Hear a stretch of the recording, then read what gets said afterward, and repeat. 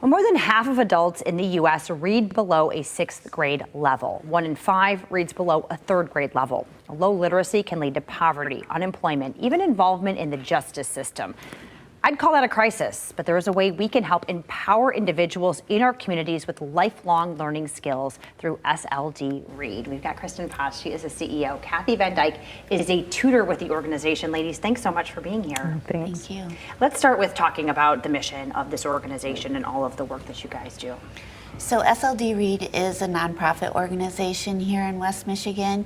We support people with learning disabilities like dyslexia in improving their reading, writing, and spelling proficiency. Yeah, and on your website, 20% of people have dyslexia, right? Yes, yeah. It is estimated that 20% of the population do experience dyslexia and or characteristics of a reading disability. Okay, so let's talk about what this looks like for someone who needs that help, for someone who comes to you and looking for that. Sure. I mean, many of the people who come to us really can't keep up with their peers in school. So as their peers are progressing through the grades, they also are progressing through the grades, but being able to understand what is given to them in terms of the subject matter, it becomes harder and harder as they move through the school. Absolutely, absolutely. If you don't have that foundation built, exactly, nothing gets easier. Right, math becomes an issue, social studies, science, everything. It's not just English class. Yeah, and so this is one-on-one tutoring sessions. It is. With these students. Yep, it's very intensive, it's explicit, it is directed and built around the student's needs. Just because a student might have dyslexia or experience a reading disability, they may be able to read, but what they can't do is spell potentially, or they don't have strong phonological awareness, so being able to manipulate the sounds of our letters that create words. Yeah, so it's tailored. It's tailored to them. It's very specific to them. And some students come to us 2 or 3 years behind their peers, and some come to us only 1 year. So they just need a little push, and some students need a lot more intensive supports. Okay, wonderful. And Kathy, you've been a tutor now for 3 years. Let's talk about your experience, why you decided to get involved, and what it's brought for you. I decided to get involved because if a person can't read, they are held back the rest of their lives. It's a terrible disability. Sure. And I really enjoy working with children. I think the sooner they have a better foundation, the better off they'll be long term. I've personally, I just love the kids.